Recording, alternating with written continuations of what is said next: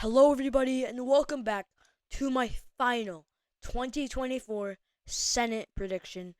So, the 2024 election season is almost over. There's 3 days left, but let's do our final Senate prediction of this election season.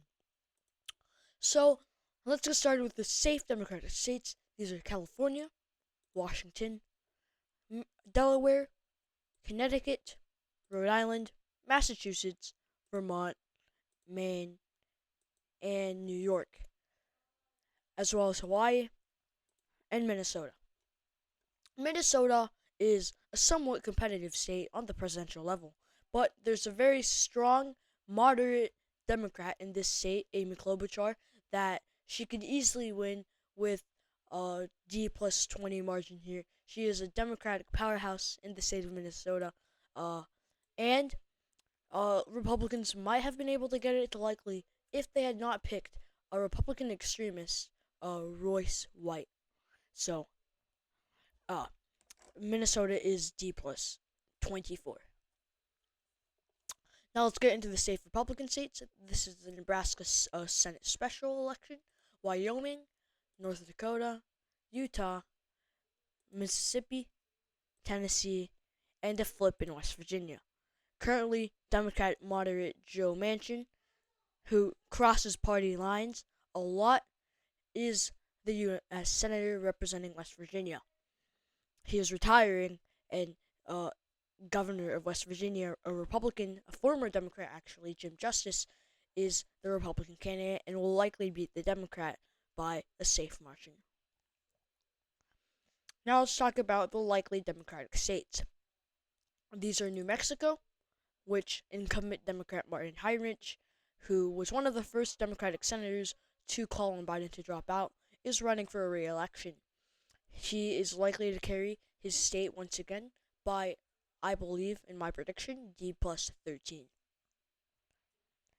If he was an even better candidate, it wouldn't be that far off from safe Democrat.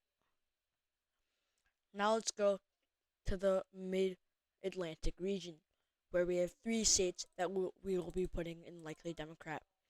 This is New Jersey, Maryland, and Virginia. Virginia, we have incumbent Democratic Senator Tim Kaine going up against an American war veteran, Hung Cao. Hung Cao is a more moderate Republican, although he is endorsed by Republican Donald Trump. In their Senate debate, it was very clear that Hung Cao did manage to beat Tim Kaine in that debate, but it will likely not be able to. It will likely not be enough for Virginia to go red. But I believe that Tim Kaine will only carry his home state as an incumbent by 9 points. Now let's go to Maryland. Maryland, which is my home state, is a very interesting matchup this year.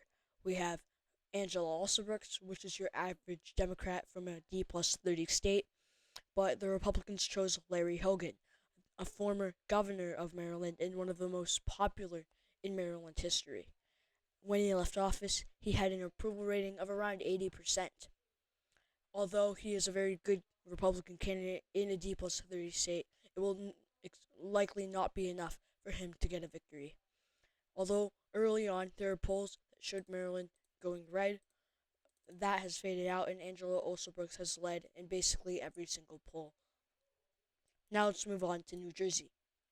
New Jersey Senator Bob Menendez previously was running for this seat, but he was found guilty and was convicted of uh, bribes by the Egyptian government and has now been known as Gold Bar Bob.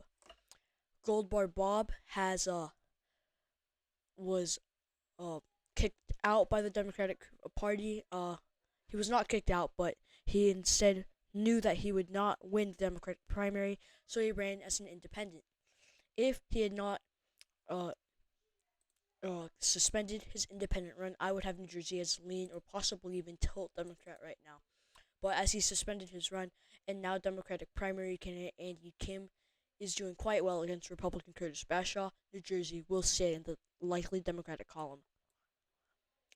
Now let's go to two states that are extremely competitive and might even be Republican leaning on the presidential level. These are Nevada and Arizona. Let's start with Nevada. In 2022, incumbent Democratic Senator Catherine Cortez Masto was going up against Adam Laxalt. It was a very grim scene for Democrats in Nevada, according to polling, but Catherine Cortez Masto, the incumbent senator, was able to beat Republican endorsed Trump endorsed Adam Laxalt by a tilt margin. That does show me that Democrats do fare well on the Senate level in Nevada, and and furthermore, Sam Brown is trailing uh, incumbent Democratic Senator Jackie Rosen by almost double digits in this state. That is why I am putting Nevada in the likely Democratic column. Now we move on to the state of Arizona. Arizona is an open Senate race. Former Democrat and now independent Senator Kyrsten Sinema announced that she would not be running for another term. Democrats instead nominated Ruben Gallego to fill her spot. Republicans nominated Kari Lake, a very extremist Trump supporter, instead of a moderate Republican Mark Lamb. I believe that it would have been a better decision if they had chosen Mark Lamb, as Arizona is not exactly a safe Republican state. Now, Kari Lake has seen a surge in polling recently, but is still trailing Gallego by a decent margin. That is why I am putting Arizona in the likely Democratic column. Now let's move on to the likely Republican states. We'll be starting with Indiana. Incumbent Indiana Senator Mike Braun decided to not run for re-election in this state. He instead decided to run for governor in this state, which I did make my final governor prediction several days earlier. If you want to go watch that after this video. Indiana, I believe, will go into the likely Republican column, as it is an open seat, and Indiana is only around R plus 20, and it isn't exactly a Wyoming or a West Virginia. I believe Indiana has a very good chance of going likely, although there are still possibilities of it going safe Republican. I predict it to go around the R plus 12 or 14. Now we move to the south west to Missouri. Missouri Senator Josh Hawley, a Republican populist backed by Trump, is running for re-election. Missouri Democrats have nominated Lucas Kunce, however you want to pronounce that, to try and fill this seat. Lucas Kunce is a very moderate candidate, will likely do better than most Democrats would do in a state like Missouri. But I doubt that Kunce will actually flip the seat to Democrats. Although Hawley might not fare well against Kunce, he will still carry this deep Republican state of Missouri by double digits. Now let's go to the state of Florida. Republican Senator Rick Scott, who is a possible candidate to run for the Senate Majority Leadership after Mitch McConnell retires, is running for re-election. Democrats nominated Debbie Murcaso Powell to beat Rick Scott. It is an uphill battle for Debbie Murcaso Powell, but it is not impossible. Rick Scott is definitely favored, and I predict that he will win by around 7 points. Now let's move to the final states. 1, 2, 3, 4, 5, 6, 7 seats are still remaining. Texas, Nebraska, Montana, Wisconsin, Michigan, Ohio, and Pennsylvania. Democrats have 45 seats, and Republicans have 48. Now let's start off into the Rust Belt. Let's start with Wisconsin. Incumbent Democratic Senator Tammy Baldwin is faring against Trump-backed Republican Eric Hovde. Hovde has seen a massive surge in polling recently and is now trailing Baldwin by only around 1 or 2 points.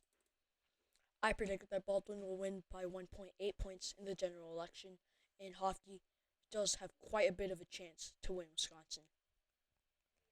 Now let's move to the east into Michigan.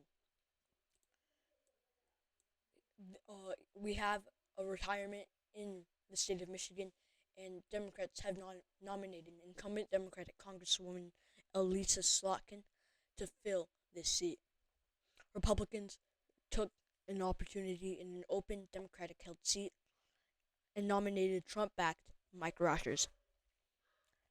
Rogers, a former congressman, has some experience and does fare quite well against Elisa Slotkin, but is still trailing her by several points.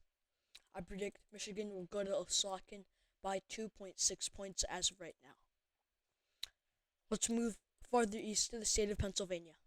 Incumbent Democratic Senator Bob Casey is going up against Republican primary Senate candidate from 2022, and now the Republican primary Senate candidate as of 2024, Dave McCormick. McCormick is backed by Trump and is not that far behind from Casey in polling. But Pennsylvania went to John Fetterman, a Democrat, by almost 15 points. Not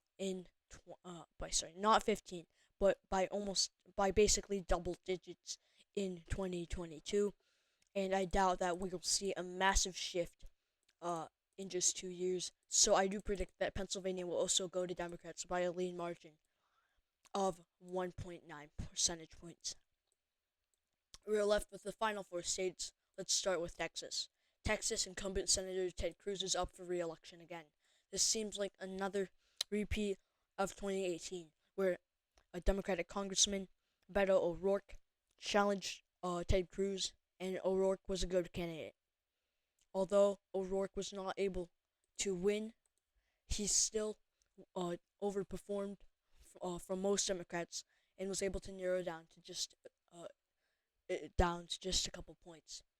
Now, another Democratic Congressman, Colin Allred, is up again. Ted Cruz is likely to beat Allred. He is leading in most polls, but only by a couple points. And Allred definitely does have a chance of winning the election. Let's move to the Midwest now, to Montana and Nebraska. Incumbent Democratic Senator Jon Tester is up for his toughest challenge yet against Republican Tim Sheehy. Tim Sheehy is up by several points in most polls. Tester definitely has a chance, but this is likely going to be the end of his career.